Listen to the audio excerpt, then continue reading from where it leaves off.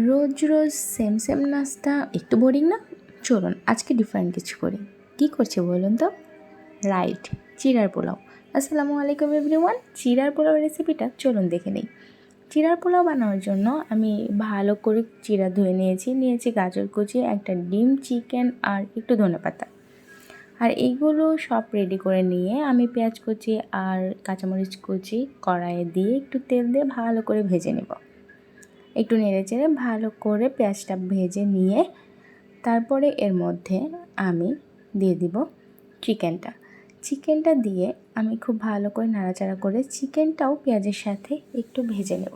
চিকেনের বোন পিসটা আমি নর্মালি একটু ব্লেন্ড করে ফ্রিজিং করে রাখি, আর সেখান থেকে কিন্তু একটু চিকেন আমি এখানে দিয়ে দিয়েছি। চিকেনটা হালকা ভাজা ভাজা হতেই আমি এখানে অ্যাড করে দিলাম আগে থেকেই করে রাখা গাজর কুচিটা দিয়েও একটু নেড়ে চেড়ে নেব। আর এখানে হালকা করে একটু লবণ অ্যাড করে দিচ্ছি, দিয়ে একটু পানি দিয়ে ঢাকা দিয়ে এটা কিন্তু সিদ্ধ হতে ভাজা ভাজা হতে বসিয়ে দেবো।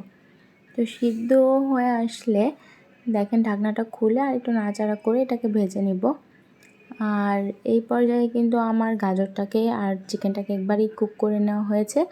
আর গাজর আর চিকেনটা একটু ভাজা ভাজা করে নিয়ে সাইডে করে রেখে নিচ্ছি। এই কড়াইয়ে আমি কিন্তু ডিমটা ঝুরি করে নেব। তার জন্য আমি একটা ডিম নিয়ে নিচ্ছি, ডিমটা ভেঙে কড়াইয়ে দিয়ে দেব। আর কড়াইয়ে দিয়ে ডিমটা এই সাইডে আমি কিন্তু ঝুরি করে নেব। তো ডিমটা ঝুরি করতে করতে আপনাদেরকে বলে রাখি, চিড়ার পোলাও করার জন্য চিড়াটাকে কিন্তু ভিজিয়ে রাখবেন না, অবশ্যই চিড়াটাকে জাস্ট 2-3 বার নর্মাল পানি দিয়ে ধুয়ে নেবেন। তাতেই কিন্তু চিড়াটা সুন্দরভাবে ভিজে যাবে। যদি এক্সট্রা পানি দিয়ে ভিজিয়ে রাখেন তাহলে কিন্তু চিড়াটা গলে যাবে, মানে আপনার চিড়ার পোলাওটা কিন্তু ঝরঝরে হবে না, দলা পাকিয়ে যাবে। যাই হোক, ডিমটা ঝুরি করে নিয়ে আমি গাজর আর চিকেনের সাথে মিশিয়ে আরেকটু ভাজা ভাজা করে নিচ্ছি। এ পর্যায়ে আমি দিয়ে দিচ্ছি একটু হলুদ গুঁড়া, মরিচ গুঁড়া আর ধনে গুঁড়া। এই সব মশলা দেওয়ার পরে আমি কিন্তু খুব ভালো করে আবার এগুলো মিশিয়ে নিচ্ছি। সব কিছু মিশিয়ে নিয়ে আমি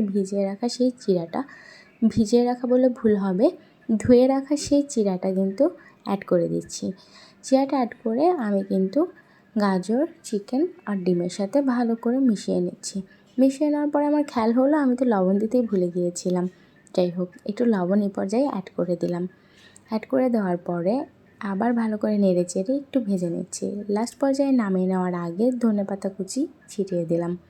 সব কিছু মিশিয়ে কিছুক্ষণ ভেজে নিলেই কিন্তু রেডি হয়ে গেল চিড়ার পোলাও।